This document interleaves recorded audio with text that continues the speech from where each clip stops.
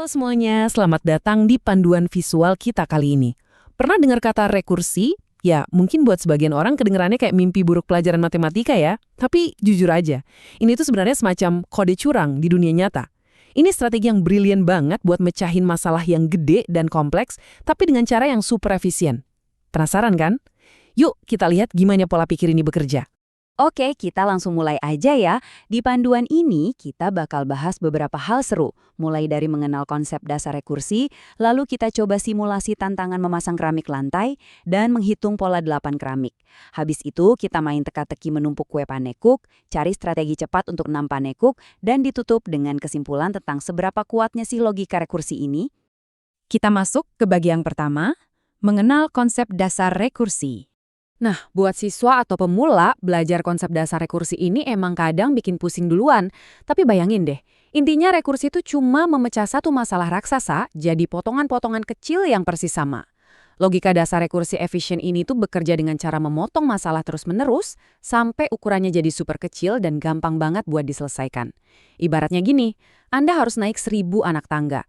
Daripada stres mikirin gimana caranya langsung lompat ke puncak, rekursi ini ngajarin kita buat fokus aja sama satu langkah kecil di depan mata. Lalu ulangi terus. Jadi, solusi dari masalah besar itu sebenarnya cuma gabungan dari solusi masalah-masalah kecil tadi. Make sense kan? Oke, lanjut ke bagian 2, tantangan memasang keramik lantai. Sekarang, mari kita coba praktekkan teorinya ke sesuatu yang fisik. Coba bayangin, Anda ini seorang kontraktor bangunan. Anda lagi berdiri di depan sebuah lorong kosong. Lantai lorong ini punya lebar pas 2 unit, dan panjangnya kita sebut aja N. Di tangan Anda ada setumpuk keramik standar ukuran 1 dikali 2. Aturannya simpel banget. Keramiknya cuma bisa dipasang mendatar atau horizontal atau tegak secara vertikal. Tugas Anda adalah nutupin semua lantai tanpa ada celah kosong atau keramik yang tumpang tindih. Kedengerannya cukup gampang ya, tapi tunggu sampai lorongnya mulai memanjang. Dan ini dengan brilian mengilustrasikan langkah pertama kita. Coba kita ambil contoh di mana panjang lantai atau N itu sama dengan 4. Kalau Anda coba susun, ternyata cuma ada pas 5 cara buat tutup lantai itu. Anda bisa tidurin semuanya jadi horizontal, atau berdirikan semuanya jadi vertikal. Bisa juga dicampur, misalnya 2 tegak di kiri, sisanya mendatar, atau 2 mendatar di kiri, sisanya tegak. Dan yang terakhir, tegak di kiri dan kanan, lalu mendatar di tengah. Nah, 5 susunan ini tuh ibarat jangkar kita.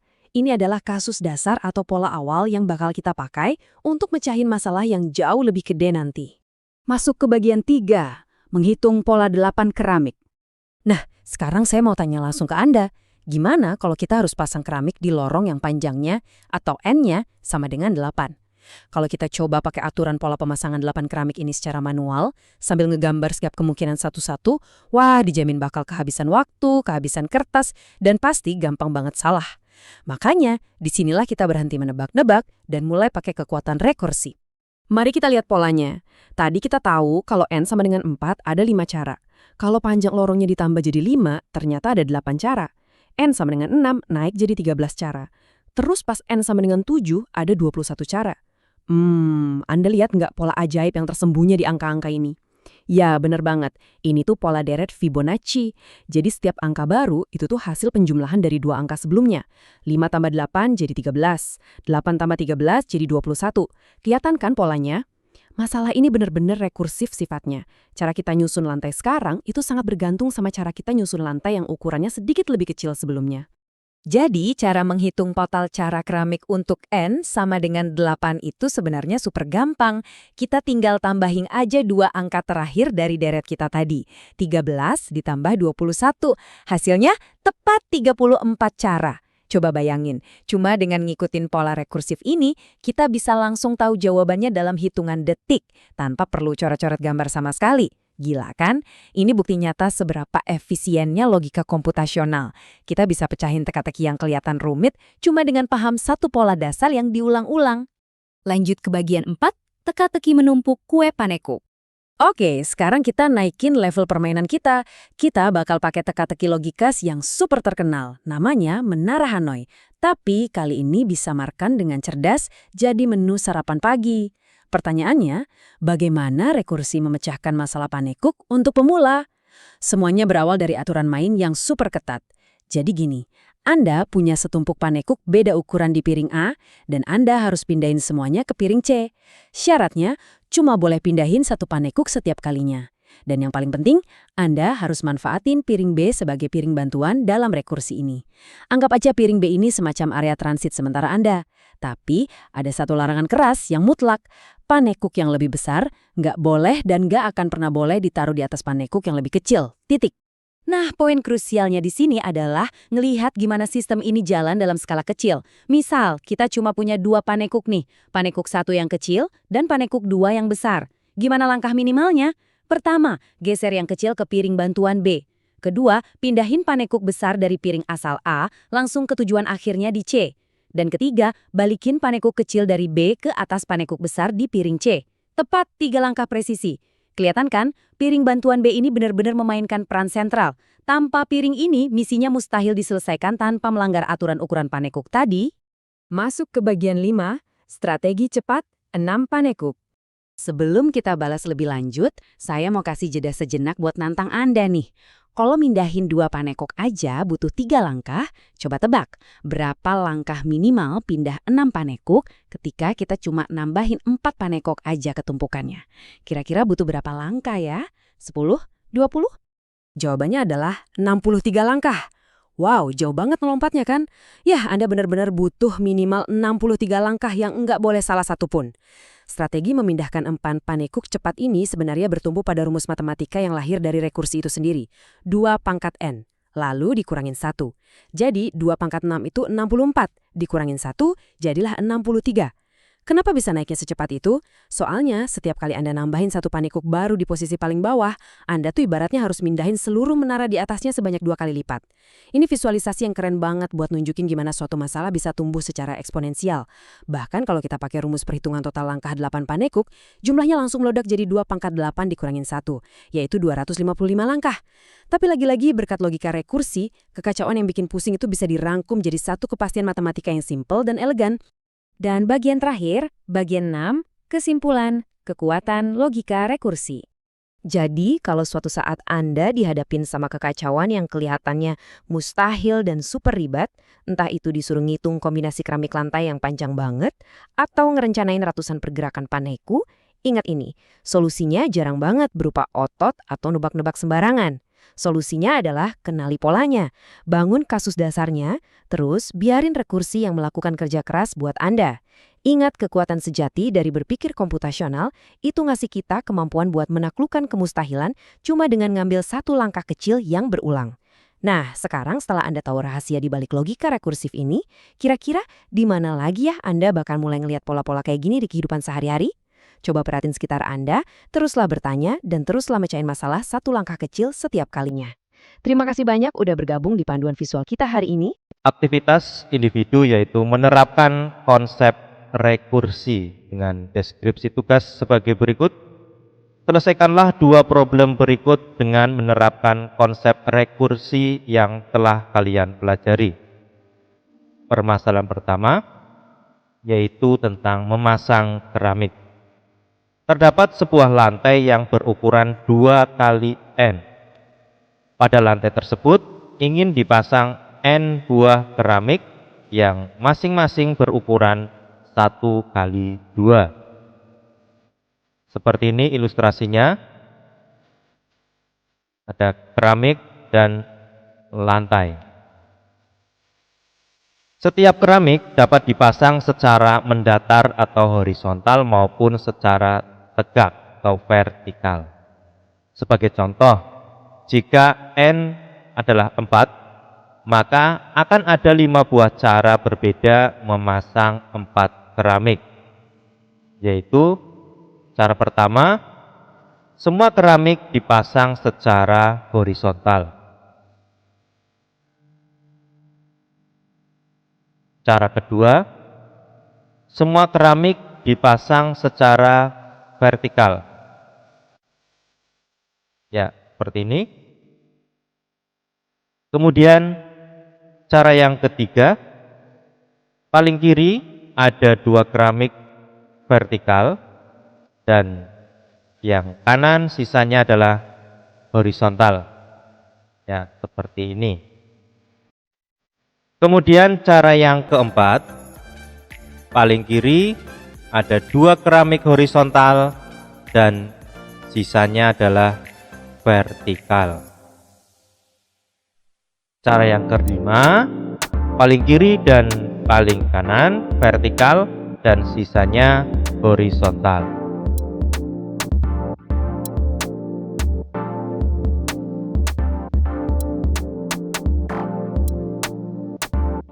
Pertanyaannya adalah, tentukan ada berapa cara memasang keramik untuk N sama dengan 8. Jawabannya seperti ini. Untuk N1 yaitu ada 1 cara, yaitu keramik dipasang secara vertikal. Kemudian N2 ada 2 cara, semua keramik dipasang secara vertikal atau semua keramik dipasang secara horizontal. N2 ada 2 cara. Kemudian untuk N3 itu ada 3 cara. Yang pertama, semua keramik dipasang secara vertikal. Kemudian cara yang kedua, paling kiri ada 2 keramik horizontal dan 1 vertikal. Kemudian cara yang ketiga, paling kiri ada 1 keramik vertikal dan sisanya 2 horizontal. Kemudian untuk N sama dengan 4 itu ada 5 cara, dan N sama dengan 5 ada 8 cara. Cara yang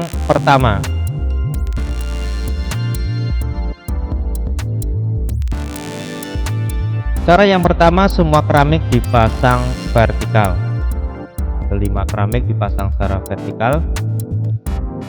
Kemudian untuk cara yang kedua, yaitu horizontal, horizontal, dan terakhir vertikal. Untuk cara yang ketiga, horizontal, vertikal, kemudian horizontal. Selanjutnya, cara yang keempat, dari 5 keramik, untuk N sama dengan 5, yaitu vertikal, horizontal, vertikal, vertikal. Cara yang kelima, vertikal, horizontal, horizontal. Selanjutnya, cara yang keenam, vertikal, vertikal, horizontal, vertikal. Cara yang ketujuh, vertikal, vertikal, vertikal 3, kemudian sisanya horizontal. Cara selanjutnya, cara yang ke-8, kita bisa dengan cara horizontal, vertikal, vertikal, vertikal. Kemudian itu tadi 8 cara untuk N sama dengan 5. Terakhir, kita harus menentukan nilai basis dari rekurensi ini, karena relasi rekurensi di atas melibatkan 2 suku sebelumnya, yaitu Kn-1 dan Kn-2. Kita harus menentukan 2 nilai pertama dari barisan Kn, yaitu K1 dan K2. Untuk N1 jelas bahwa hanya ada 1 cara memasang keramik pada lantai ukuran 2x1, yaitu secara vertikal saja. Untuk N-nya sama dengan 2, terdapat 2 cara memasang keramik, yaitu keduanya secara horizontal atau keduanya secara vertikal. Jadi kita simpulkan bahwa K1 sama dengan 1 dan K2 sama dengan 2. Simpulannya seperti ini, N sama dengan 1 ada 1 cara, kemudian N sama dengan 2 ada 2 cara, selanjutnya N sama dengan 3 ada 3 cara, N sama dengan 4 ada 5 cara, kemudian N sama dengan 5 ada 8 cara. Sehingga untuk Kn-nya pada relasi rekurensi ini sama dengan 1 untuk N-nya 1, dan untuk N-nya yang lebih dari 1 adalah Kn-1 ditambah Kn-2. Sehingga N6 adalah N4 ditambah N5, ada 13 cara. Kemudian N7 adalah N5 tambah N6, yaitu ada 21 cara. Sedangkan N8 yaitu N6 tambah N7, 13 ditambah 21, yaitu ada 34 cara. Dari hasil perumusan secara rekursif barisan Kn di atas, kita dapat menghitung K8 dengan lebih mudah, yaitu dimulai dengan nilai K1 yaitu sama dengan 1 dan K2 sama dengan 2. Setiap suku berikutnya didapat dengan cara menjumlahkan dua suku terakhir. Jadi barisan Kn yang didapat adalah sebagai berikut: 1, 2, 3, 5, 8, 13, 21, 34, dan seterusnya.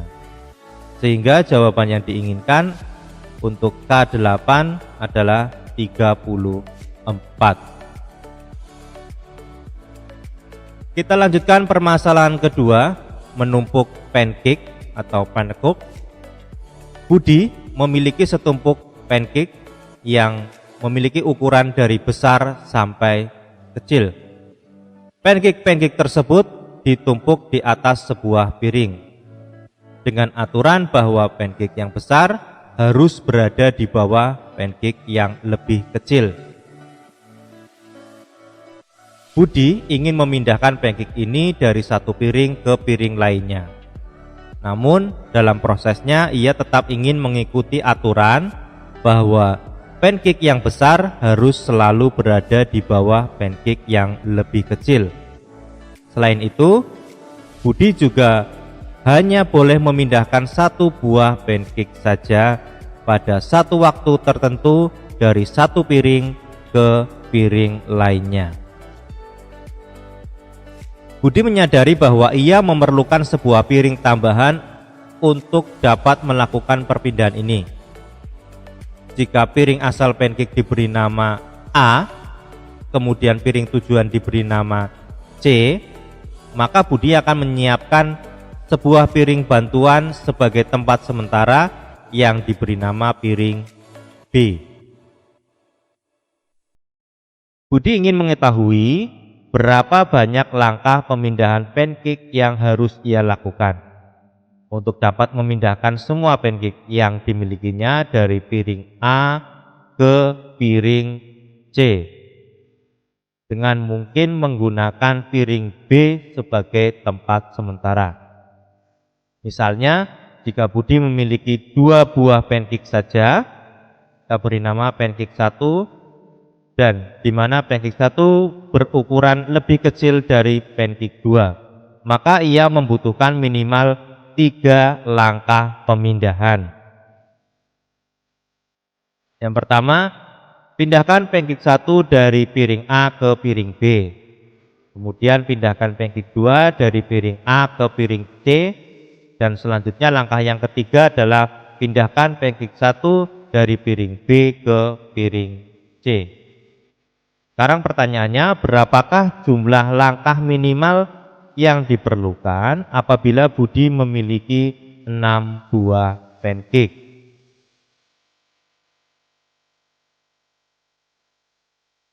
Dari pancake 3, kita ilustrasikan seperti ini. Langkah yang pertama, paling atas pancake berwarna biru, kemudian warna kuning dan warna oranye. Pancake yang berwarna biru dipindahkan ke piring C. Kemudian langkah kedua, pancake yang kuning dipindahkan ke piring B. Selanjutnya langkah ketiga, pancake biru dipindahkan ke piring B, di atasnya pancake kuning. Selanjutnya, pancake yang ada di piring A yang berwarna oranye dipindahkan ke piring C. Dan langkah yang kelima, pancake yang ada di piring B, pancake biru, dipindahkan ke piring A. Langkah yang keenam, pancake kuning dipindahkan ke piring C di atas pancake orange. Kemudian langkah yang ketujuh, pancake biru dipindahkan ke piring C di atas pancake kuning. Sehingga untuk 3 pancake membutuhkan 7 langkah. Sekarang kita cari berapa langkah untuk 4 pancake. Kita tinggal melanjutkan dari 3 pancake sebelumnya, yaitu 7 langkah. Kita lanjutkan yaitu langkah yang ke-8. Pancake yang ada di piring A yang berwarna merah dipindahkan ke piring C. Kemudian pancake yang berwarna biru yang ada di piring B dipindahkan ke piring C di atas pancake merah. Selanjutnya langkah yang ke-10, pancake kuning dari piring B pindah ke piring A. Langkah yang ke-11, pancake biru yang ada di piring C dipindahkan ke piring A di atas pancake kuning.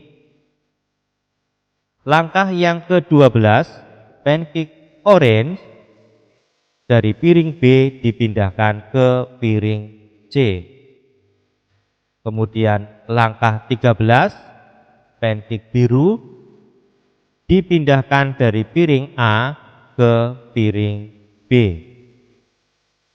Langkah yang ke-14, pancake kuning dari piring A dipindahkan ke piring C. Kemudian langkah terakhir dari 4 pancake yaitu langkah 15, pancake biru dari piring B dipindahkan ke piring C. Ya, itu tadi dari 4 pancake berarti membutuhkan 15 langkah. Dari 1 pancake itu ada 1 langkah, kemudian 2 pancake 3 langkah, 3 pancake 7 langkah, 4 pancake 15 langkah. Oleh karena itu, kita dapat menyimpulkan bahwa Pn dapat didefinisikan secara rekursif dengan menggunakan relasi rekursif sebagai berikut. Pn sama dengan Pn-1 ditambah 1 ditambah Pn-1. Sehingga Pn adalah sama dengan 2 kali Pn-1 ditambah 1. Sebagai basis dari rekurensi, jelas bahwa P1 adalah 1. Dari sini kita dapat menghitung barisan Pn sebagai berikut. 1, 3, 7, 15, 31, 63, dan seterusnya. Sehingga jawaban yang diinginkan adalah untuk P6, pancake 6 adalah 63.